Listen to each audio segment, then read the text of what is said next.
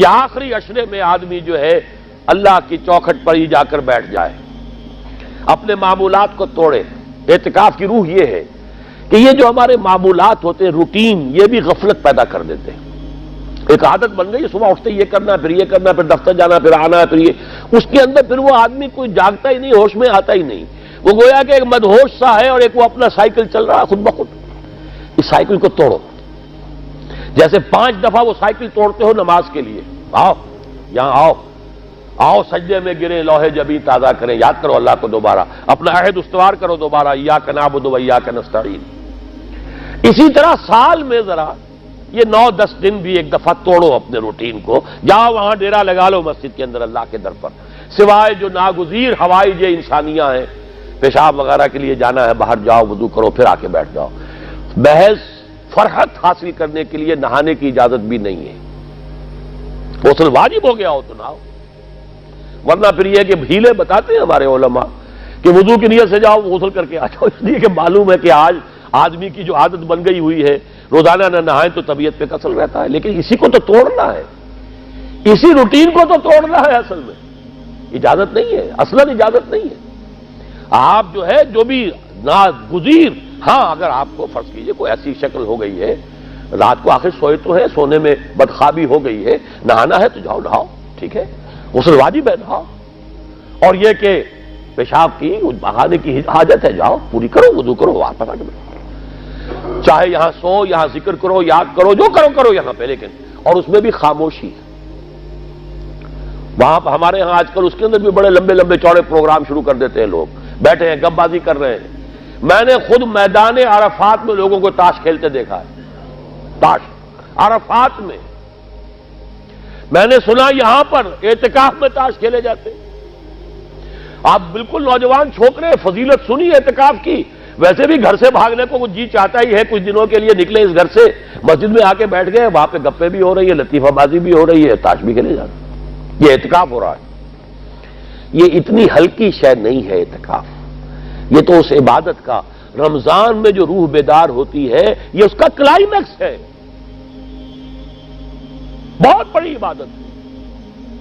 لیکن اس میں لو اللہ کے ساتھ لگی رہے، لوگوں سے نہیں،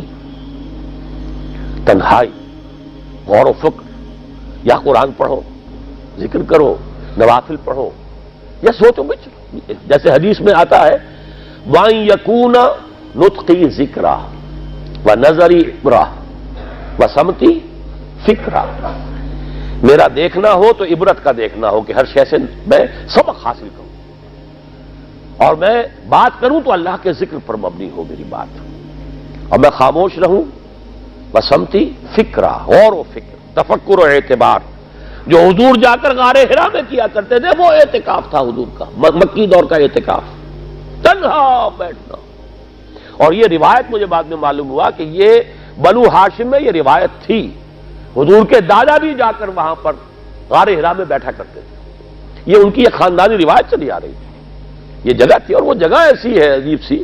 اب تو خیر بڑی بڑی عمارتیں حائل ہو گئی ہیں، ورنہ میں نے جب پہلا حج کیا تھا سن 62 میں، تو میں نے اس وقت جا کر دیکھا تھا، واقعتاً سیدھا کعبہ نظر آتا ہے وہاں سے، اور کچھ درمیان میں نہیں، جیسے اس کو سلٹ لیمپ کہتے ہیں، وہ غار ہے ہی ایسی کہ سامنے ایک دراڑ سی بس کھلی ہوئی ہے، یہ اس کے اندر سے وہاں بیٹھ جائیے، سیدھی نگاہ خانہ کعبہ پڑ جاتی تھی، تو کعبے کا مراقبہ بھی کیا جا سکتا تھا وہاں بیٹھ کر، دیکھنا، کعبے کو دیکھنا عبادت ہے، اور پھر اس یکسوئی کے ساتھ کوئی نہیں، کعبے میں ہے تو نہ معلوم کیا کچھ اور ہو رہا ہے،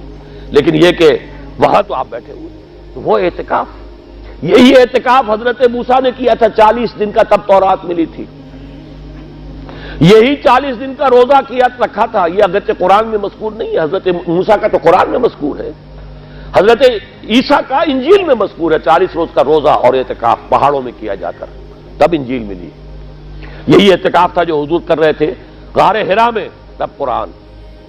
اقرأ بسم ربک الذی خلق، خلق الانسان من علق، یہ تو اس کا ایک عکس، اس کی ایک جھلک ہونی چاہیے۔ میں نے روح اعتکاف پر بھی ایک زمانے میں ایک تقریر کی تھی، میں نے دیکھا چھپی ہوئی تھی، اب پتہ نہیں کہیں اویلیبل ہے یا نہیں، ایک علیحدہ کتابچے کی شکل میں بھی تھی، ویسے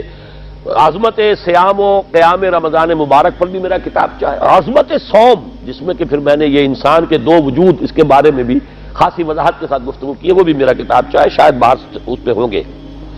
تو فرمایا جب تم اعتکاف میں ہو تو ان کے ساتھ مباشرت نہیں کر سکتے۔ تلک حدود اللہ ہے، یہ اللہ کی حدود ہیں،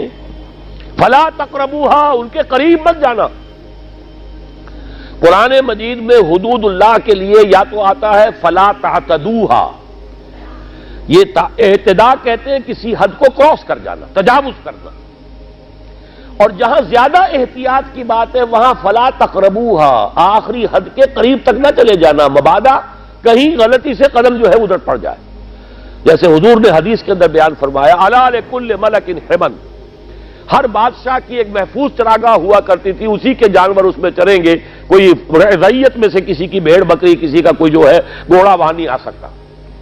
اب اگر کسی کا گھوڑا یا کسی کی بھیڑ بکری چلی گئی، وہ مجرم ہو گیا، پکڑا جائے گا، گردن ماری جائے گی۔ تو حضور نے فرمایا کہ اللہ کی بھی ایک محفوظ چراگاہ ہے، اللہ کی حما کیا ہے؟ محارمہ،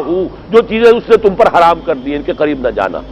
تو دیکھو اگر کوئی چرواہا اپنی بھیڑوں بکریوں کو بالکل آخری حد تک لے جائے گا، اس بادشاہ کی جو وہ حد ہے،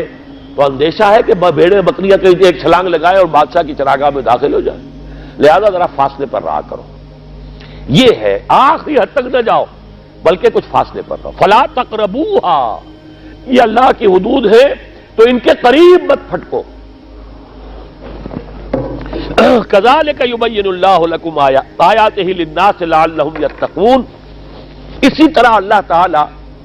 اپنی آیات لوگوں کے لیے واضح کر رہا ہے تاکہ وہ بچیں، تقویٰ کی روش اختیار کریں، حدود الہی کا احترام کریں، اس میں کہیں تجاوز تو دور رہا، اس کے قریب بھی نہ آئے۔